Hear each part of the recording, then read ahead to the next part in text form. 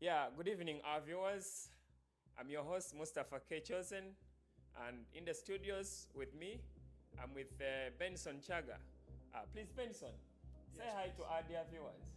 Hi viewers, are you there? We here to broadcast you live from the Discovery Sports, the games of the Euros 2024. Thank you. We're gonna have details about the ongoing competitions, Euro 2024. We're gonna have reviews about the games that have been played so far since Friday, the 14th June 2024. Mr. Chaga, so far, how have you seen the competitions rolling? The competitions have a lot of surprises as we saw the hosts, Germany, coming up against Scotland with a cup of so many goals. That was a huge surprise. When you look at the Germany team, didn't look like that team that would be too competitive in the tournament. Just a couple of many goals scored in on the first day really show that this Euro 2024 will have so many goals scored this season. Apart from Yeah, we saw goals, like 5 goals that were scored.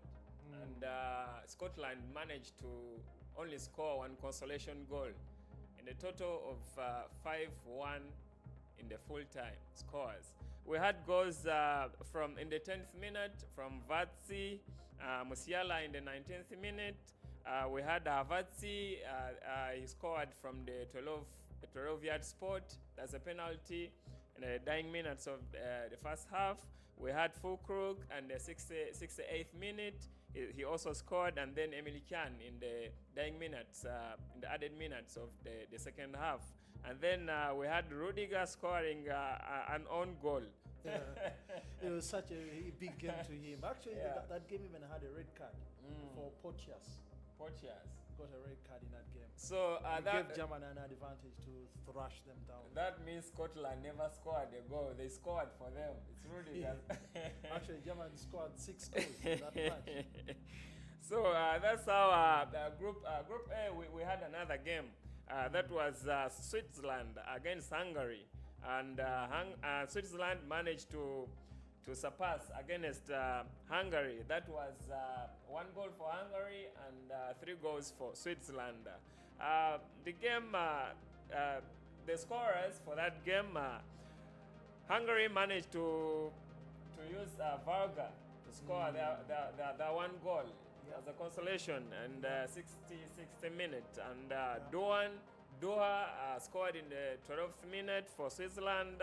Abisha, 45 minutes, he scored, and Embolo surpassed. Embolo finalized their score to make it 3-1. That was Group A. That black man scoring again. Yeah, so far in the Group A, Germany is leading the group, and Switzerland is in the second position. So far, what's your experience so far with that group? Where do you see that group? To me, I see Germany and Switzerland may make it to the next round. I feel there is too much intense competition from those two teams, and they are good in quality of the players, and they're good. Really, they're too good. Yeah. Now, when we go to Group B, we had Spain, Italy, Albania, Croatia. Spain managed to thrash 3 goals against Croatia. That is the likes of Luka Modric. He was there, he played. But they never managed to even score a consolation. When you look at the Croatia team, looked at too young team. I mean, the Spanish team is a very young team with so many young players. The likes of Lamine Yamal, too young for this tournament. It's the youngest in the tournament. And they're still too energetic to take on the Croatians. The Croatians have players who are in their prime. Luka Modric is in his prime, and the rest of the others, most of them, and they couldn't match the speed of the Spanish. Yeah, we managed to see goals from Morata in the 29th minute. We managed to see though he's also a veteran striker. Yeah, most fans they say that he's the headmaster. He does use a lot of goals. Like he does use his head to score a lot of goals. And then we have Fabian Ruiz in the 32nd minute. He scored for the Spanish team. And the usual suspect, Carvajal. Dani Carvajal.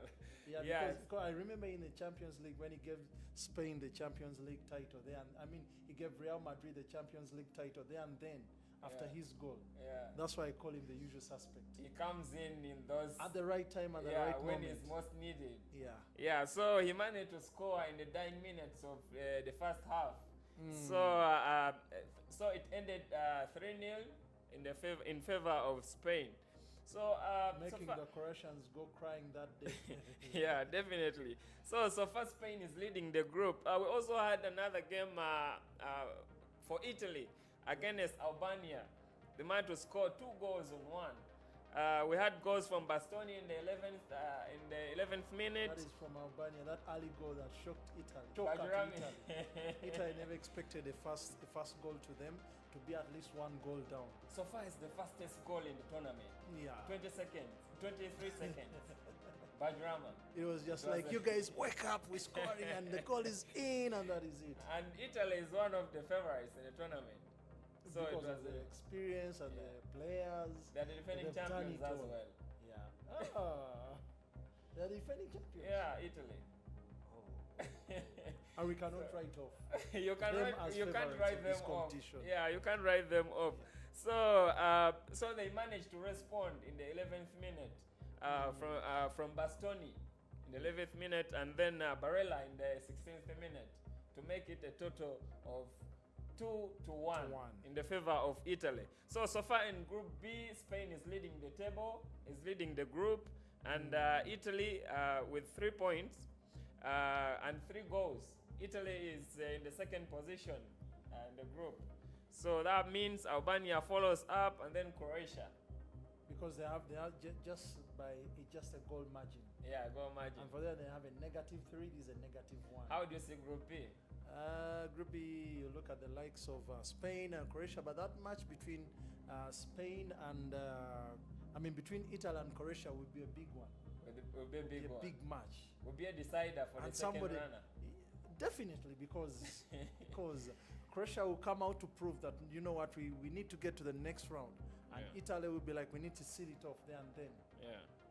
So when we go to Group C, England played yesterday against Serbia. The noisy They makers. narrowly escaped. The English noisy makers. If it wasn't for the mercy of Jude Bellingham to score for them that header I'm seeing the Balando from a cross, from a deflected cross from Saka, from Bukayo Saka. Actually, that game attracted even an equalizer towards the end of the game. Yeah, definitely. It was a tight, tense game. But they were just lucky. They had luck. There is even a goal that failed for Hurricane when he hit the bar. Yeah. So at the end of the day, England managed to win 1-0. And in fact, top the group as well. Yeah, top the group, because the other match ended in a draw. It was that is Denmark and Slovenia. Denmark and Slovenia. Draw. Yes. So where do you see England at the end of the group games? Because England will progress. It looked the way I see it, it will progress. It looked like they're the giants in the group, but then they will progress. But their group looks like a group of death. Yeah. Because Slovenia has some good players. The likes even of Denmark. You can't rule out Denmark. They're both two good teams. But with England, with its luck and its good players, I think the next game will be a really serious game. When I watched that game, they looked like as if they were out of form. They were in that huge top form they always hold. So this time out, they came out like struggling. But let's hope maybe next game they will do better. I believe Gareth Southgate will bring his boys to win this next match. Yeah, in an interview, Gareth Southgate said that they dominated halftime. They were in control of the ball during the 45 minutes, so they used a lot of energy for the first half. And then when they came in on second half, in fact, Gareth Southgate said they could have scored the second one because they were dominating the whole 45 minutes. So in the second half, they come back, and then they were a bit slack. So it affected them in some way or the other. They were just lucky so that they never conceded. But but the Three Lions look a good team. Yeah. With young players as well, mixed with even old. But generally, it has a young generation that is coming up, and I bet on them that they will win. At least they will reach the semis or the quarterfinals. They are too good to live at the group level. And Jude Bellingham. Jude Bellingham. The Ballon d'Or boy. Yeah, he was the man of the match in that game. He was the man of the match in that game. When he was interviewed, he said that the first time experience, it showed that England, they can manage to score against any team. That was his assurance. And the second half, he said that the experience in the second half, it showed that they are capable of keeping the clean sheet against any team. So at the end of the day, they managed to secure maximum points. The 3 points. Yeah, thanks to Jude Bellingham, the man of the match. Yeah, so when we go to Group D, that is the likes of Netherlands, Austria, France, Poland. France is playing today. Yeah. Yeah, Netherlands, they won against Poland. So how do you see that group? Because we can see that Netherlands are secured. In fact, when I saw that, I saw some video of the fans, Netherlands fans. They were jubilating for their win against Poland. Against Poland. Where do you see Netherlands at the end of the day before France is playing today? The Orange Boys have always made a huge journey to this tournament, and they've always done their best. But at times they look unlucky. They're just unlucky. Every time they always come towards the semis and quarterfinals, they just look too unlucky. But they are a team that is always good, because they have had a generation of good players, right from the Ian Ruben, the Schneiders. That generation was there, and I believe this time round they have another generation that looks like that other golden generation of the Ian Rubens that was there, and the Robin van Persies. This time around, they may make it to even the semis with a very good team. The unfortunate bit is that they're just unlucky. They don't luck at times does not fall on their side, but they are too good.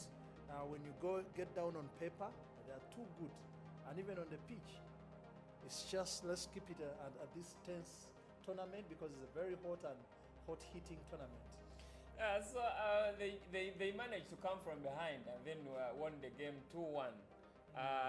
They first conceded a game they first conceded a goal from Buxa, the Poland international, in the 16th minute, and then Gakpo responded in the 29th minute before Weghorst summarized the win in the in the 83rd minute. Because in the Premiership we used to see Weghorst as that player who couldn't give you those goals, but he's a really dependable player. Now he's back home. He wants to put his country up on his shoulders together with Cody Gakpo.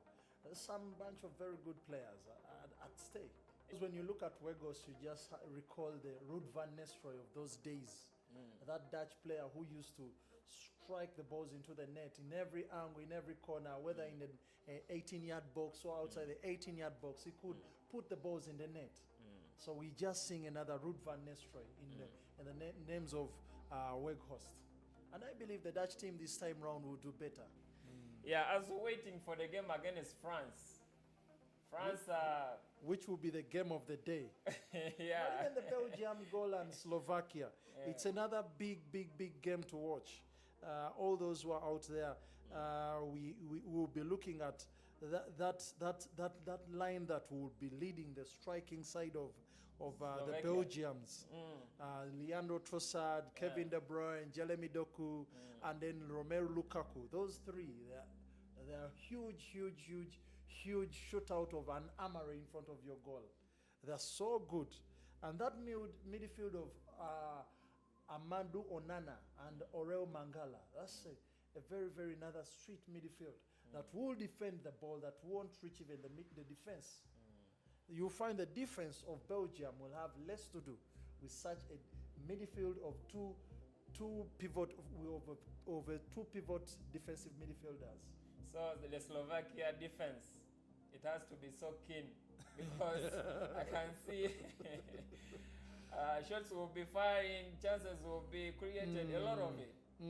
When it comes to Leandro Trossard, then KDB, and then you bring in Jeremy Doku, wow, that's a huge pace, and you know the goals will be in there. So Slovakia is coming in the evening as the small team. Shall they come with a small team mentality, or they will just come all out? Because it's a tournament. Yeah, they'll come all out. Do they have something to defend for? They'll come all out, but when you look at paper, these guys, and where the clubs they play from, and how they've been performing, and even whenever they're on the national team, I've just watched their friendlies before the Euros. They were too good. They were too good. Yeah, and so France will crown off the night. Whenever you speak about France, you look at these two teams, the England team and the French team. They both have those players whom we will see that are being rated for the Ballon d'Or. For the English, we look at Jude Bellingham, and we feel he's a Ballon d'Or in the waiting. And when it comes to France, we see Kylian Mbappe. Kylian Mbappe is just another Ballon d'Or in the waiting. So I feel France will win this match against Austria, though it won't be just a simple match to go just thereby. It's 53rd minute. Marine scores for Romania again to make it 2-0 against Ukraine. Oh my God! They're really smashing it. And now Group E has gone into another twist of things. Now it makes Belgium has to score more goals to be at the top of the table. At the top of the table. Because when you look at Romania, is already up 2 goals. If the game now ends 2-0, that means Romania will lead the group as we speak. But if Slovakia and Belgium come in and Belgium wins Slovakia, then it means that Belgium will head the table if they score like 3 to 4 goals or even 5 goals. And I know Belgium is capable to score any couple of goals they can because of that good striking force they possess. Yeah, so you said France is going to smash how many goals? The French may make 3. Against Austria. 3. Maybe a 3-1 or 3-2 because Austria won't settle also for less. Because you look at it also go back. There are people who want to come and also make a point to prove. Marcel Sabitzer, Christophe Balmaga, and then Florian Kainz. They also come up to make a point. Though there are some players that didn't come up in their tournament, but I believe they also have to make a point in this game. So you give them a 2. I give them a goal, at least a 3-1. A 3-1. Okay, that's good. You never know, even France may do an own goal. Yeah. You see, when you're too good, you can even give others goals. So far, we have not had any player scoring more than 1 goal in the tournament. We haven't had a brace, we haven't had a hat-trick. But to us, we rate there are strikers that haven't yet surfaced. Hurricane hasn't yet surfaced. There is this. Yeah, he missed a header, which was saved. It was palmed to the crossbar in their game, in the game yesterday. Yeah, he had a chance to score at least and come on the scoring sheet, but he failed. And we haven't seen Benjamin Sesko on the score sheet. There are players that we haven't seen. I believe if Kylian Mbappe starts scoring, that is one of the players we feel that will surface on the golden boot. There is Romelu Lukaku. We cannot put him off the golden boot list. And there are other players that you feel that are too good. We've seen Weghorst in the Dutch team. He's also one of the players that may surface. The Germans have full crack. Another surprise package. New to the tournament and too good. So in the game in the France game against Austria, and the head-to-head, France has won the biggest number of games. The last 10 meetings, France has won 7. They drawn 2, and Austria managed to win 1 game. So I think France is holding the highest chances. Advantage ahead of Austria. Against Austria, yes. So France is coming in today's game when they're having their all-time goal scorers. That is, they are being led by Giroud with 57 goals. Henry Thierry 51, and Kylian Mbappe comes in with 47 goals. And National team. and looks like the French are not starting Giroud. Giroud is coming from the bench. So Kylian Mbappe. But I see as Kylian Mbappe leads the striking line, he'll be assisted by Marcus Thuram and Anthony Griezmann, or together with Ousmane Dembele. That's a good striking pattern. Yeah, that if those follow and they lead to the scoring front, they are too good. And remember, in their midfield, we don't see whereby these guys of Austria will have to pass a ball on to the French defense. I see you can't bypass N'Golo Kante and Adrien Rabiot. Tchouameni is also waiting. Another good player on the bench.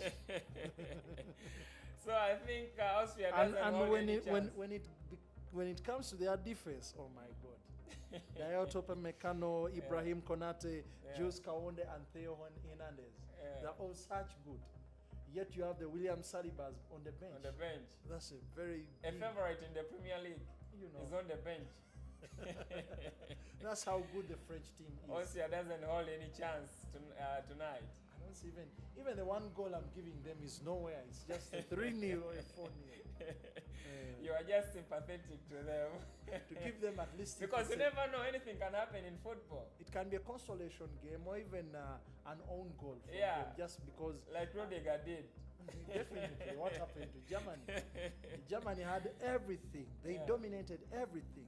Right from the start of the play towards the end of the play and to the score of the play. And to you viewers out there, that tonight we're going to have a match that will crown up the day. Yeah, thank you, Benson Chaga, for all that analysis and previews from the previous games and the upcoming games. Please, our viewers, stay tuned as we bring you the most about the Euro 2024 from the coming games in the future. We already thank you for viewing and stay tuned to our channels. Thank you. And we sign out.